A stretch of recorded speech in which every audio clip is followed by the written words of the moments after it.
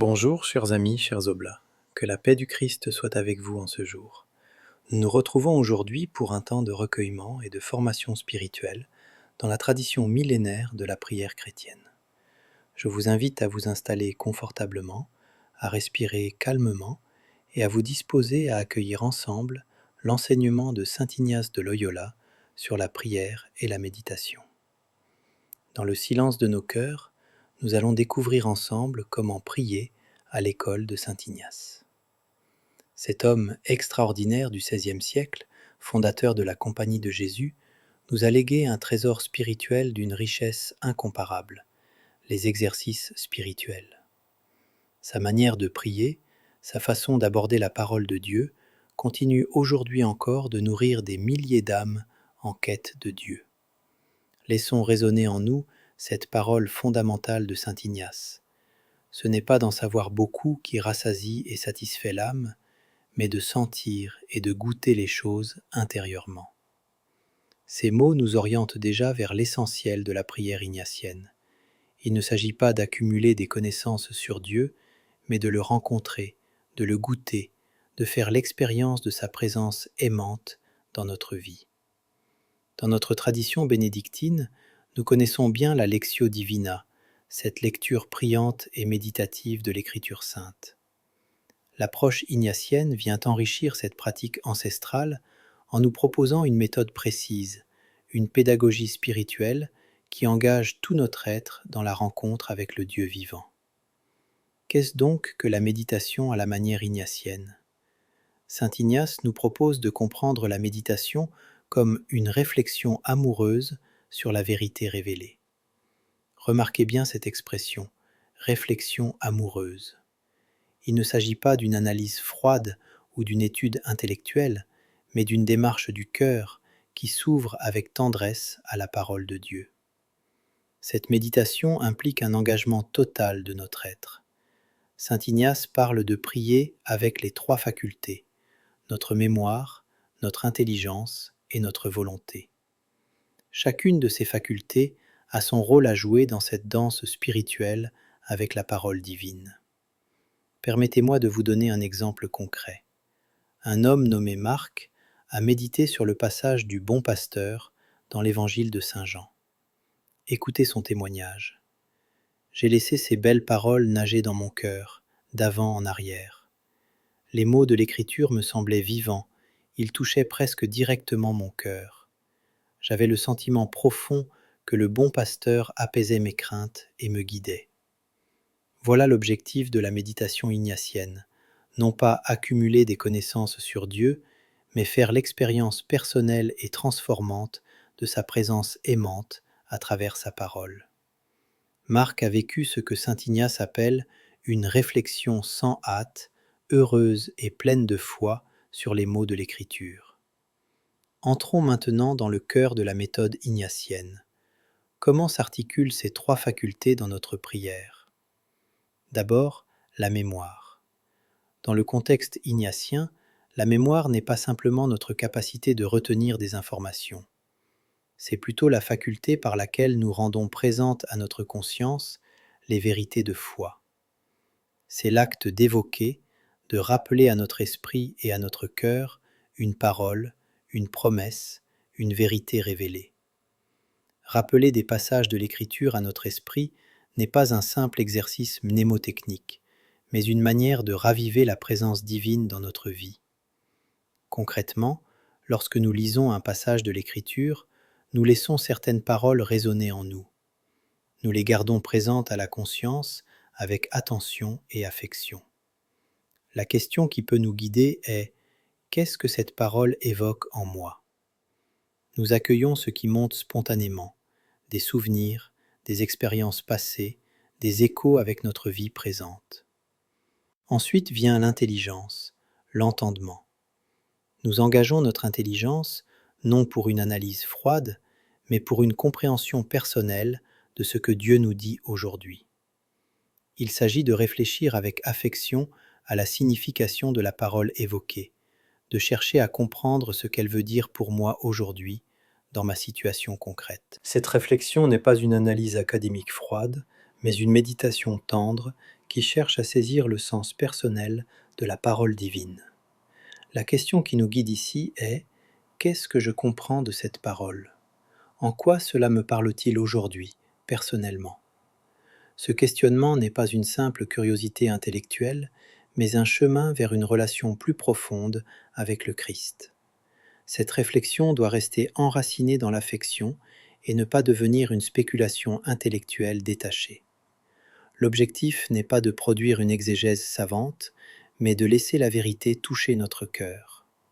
Enfin, la volonté. À mesure que le sens des vérités méditées nous est révélé, notre cœur est appelé à embrasser ce sens avec amour et désir. C'est le moment où la parole de Dieu suscite en nous une réponse, un mouvement de l'âme vers Dieu, un désir de vivre selon cette vérité accueillie. Cette réponse de la volonté n'est pas d'abord un effort moral pour faire quelque chose, mais un consentement aimant, une adhésion du cœur à la vérité reconnue, un oui intérieur à ce que Dieu révèle. Cette adhésion est une réponse d'amour, un mouvement intérieur vers Dieu qui transforme notre vie quotidienne. La question qui nous guide est: comment est-ce que j'adhère à cette parole que Dieu m'adresse? Quelle réponse d'amour cela suscite-t-il en moi? Cette structure n'est pas un carcan rigide, mais un guide qui nous aide à engager tout notre être dans la prière. Elle exprime simplement ce que nous faisons naturellement lorsque nous réfléchissons à la parole de Dieu avec foi et un cœur réceptif. Pour mieux comprendre cette démarche, méditons ensemble quelques instants sur le psaume 63. Dieu, tu es mon Dieu, je te cherche dès l'aube, mon âme a soif de toi. Après toi languit ma chair, terre aride, altérée, sans eau. Avec notre mémoire, nous évoquons cette image de la soif spirituelle. Peut-être nous rappelons-nous des moments de notre vie où nous avons éprouvé cette soif de Dieu, cette recherche ardente du divin. Lorsque nous lisons « Mon âme a soif de toi, après toi languit ma chair », nous laissons résonner ces mots en nous, les ruminant comme un festin spirituel pour l'âme. Avec notre intelligence, nous réfléchissons. Qu'est-ce que cette soif révèle de ma relation à Dieu? Comment Dieu répond-il à cette soif aujourd'hui dans ma vie? Il s'agit de contempler la force et la gloire de Dieu, non seulement comme des vérités abstraites, mais comme des réalités intimes et vivantes. Et avec notre volonté, nous adhérons à cette vérité. Oui, je veux cultiver cette soif sainte, je veux chercher Dieu dès l'aube de chaque jour. Cette adhésion transforme notre manière de vivre et de voir le monde. Pensons aussi aux disciples d'Emmaüs qui disaient « Notre cœur n'était-il pas brûlant en nous, tandis qu'il nous parlait sur la route et nous ouvrait les Écritures ?» Ces disciples, sur la route, ont expérimenté comment la parole de Dieu peut brûler en nous, nous transformant profondément alors même que Jésus leur expliquait les Écritures. Leur cœur était vibrant, vivant, tout comme le nôtre peut l'être lorsque nous nous ouvrons à cette même expérience. Voilà l'effet de la vraie méditation. Elle embrase le cœur, elle le rend brûlant d'amour pour Dieu et pour sa parole. La préparation à cette prière est essentielle. Saint Ignace insiste sur l'importance de fixer à l'avance le lieu, l'heure, la durée de notre méditation. Il nous invite à créer les conditions favorables à cette rencontre avec Dieu. Un lieu de recueillement, un moment de calme, un rituel d'entrée dans la prière qui nous aide à nous disposer intérieurement. Comment préparons-nous habituellement notre temps de prière? Avons-nous un lieu qui nous aide à nous recueillir? Un moment privilégié? Un rituel d'entrée qui ouvre notre cœur à la présence divine? Ces questions pratiques ne sont pas secondaires. Elles conditionnent la qualité de notre rencontre avec le Seigneur. Saint Ignace nous encourage aussi à ruminer les paroles de l'Écriture, à les laisser résonner en nous, comme le font les ruminants avec leur nourriture. Ils la mastiquent longuement pour en extraire toute la substance. Ainsi devons-nous faire avec la parole de Dieu, la mâcher spirituellement, la savourer, la laisser nous nourrir en profondeur.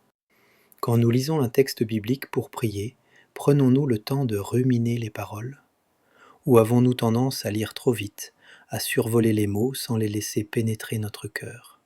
La méditation ignatienne nous invite également à passer de la compréhension générale du texte à une appropriation personnelle. Il ne suffit pas de comprendre ce que dit l'Écriture en général. Il faut se demander: qu'est-ce que cette parole me dit à moi, aujourd'hui, dans ma situation particulière? Comme Marc, qui a senti les mots «Je suis le bon berger» devenir pour lui une expérience vivante, un ancrage de sa foi. C'est cette appropriation personnelle qui fait de la méditation une véritable rencontre avec le Dieu vivant. Cette prière doit aussi porter des fruits dans notre vie quotidienne. Une vraie méditation nous accompagne au-delà du temps de prière proprement dit. Nous y repensons au cours de la journée, elle influence nos choix, elle transforme progressivement notre regard sur les personnes et les événements. Saint Ignace nous recommande encore de relire notre temps de prière après coup. C'est ce qu'il appelle l'examen particulier de la méditation. Qu'ai-je reçu dans ce temps de prière? Qu'est-ce qui m'a touché? Où ai-je senti la présence de Dieu? Quelle résistance ai-je rencontrée? Cette relecture nous aide à progresser dans l'art de la prière et à reconnaître les mouvements de l'Esprit Saint dans notre âme. Chers amis, cette pédagogie ignatienne de la prière n'est pas réservée aux seuls jésuites. Elle peut enrichir merveilleusement notre tradition bénédictine. Elle nous aide à approfondir notre Lectio Divina, à engager davantage notre affectivité dans la prière, à chercher non pas tant à connaître Dieu qu'à le goûter et l'éprouver. Comme nous le rappelle saint Ignace, l'objectif n'est pas d'en savoir beaucoup sur Dieu, mais de le sentir et de le goûter intérieurement. Cette expérience gustative du divin, cette saveur de Dieu dans notre âme, voilà ce que nous cherchons dans la méditation. La prière ignatienne n'est pas seulement une technique, mais une disposition du cœur. C'est une rencontre avec le Dieu vivant à travers sa parole. Que vous soyez un pratiquant de longue date des exercices spirituels de saint Ignace ou un nouvel explorateur de cette voie, laissez-vous toucher par cette expérience aimante et transformative. À la fin de ce temps d'enseignement, je vous invite à choisir un passage de l'Écriture sainte que vous aimeriez méditer dans les prochains jours selon cette méthode ignatienne.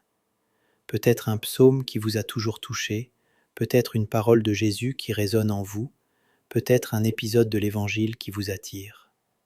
Prenons un moment pour nous recueillir, peut-être en méditant sur les résonances que ces thèmes ont suscitées en nous aujourd'hui. Je vous invite à porter cette réflexion dans vos journées à venir, à chercher comment la parole de Dieu peut vibrer dans votre vie, vous inspirant dans chaque geste et chaque pensée. Demandons au Seigneur la grâce d'entrer dans cette méditation avec un cœur ouvert et confiant. Demandons-lui de nous donner le goût de ruminer sa parole, de la laisser nager dans notre cœur, comme disait notre ami Marc.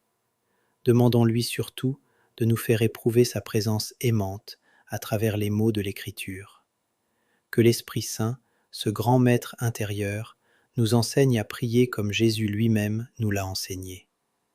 Que notre cœur devienne brûlant comme celui des disciples d'Emmaüs quand le ressuscité leur ouvrait les Écritures. Et que notre âme, comme celle du psalmiste, ait toujours soif du Dieu vivant. Terminons ce temps par un moment de silence, dans lequel chacun peut demander au Seigneur la grâce de grandir dans l'art de la prière et de la méditation. Ouvrons notre cœur à une prière silencieuse, une prière qui jaillit de cette écoute attentive et intériorisée. Que l'Esprit Saint continue de vous guider et de vous inspirer dans votre cheminement spirituel. Merci de nous avoir rejoints. Que Dieu vous bénisse et vous accompagne sur ce chemin de rencontre avec lui dans sa parole. Que la paix et la lumière divine vous accompagnent jusqu'à notre prochaine rencontre. Amen.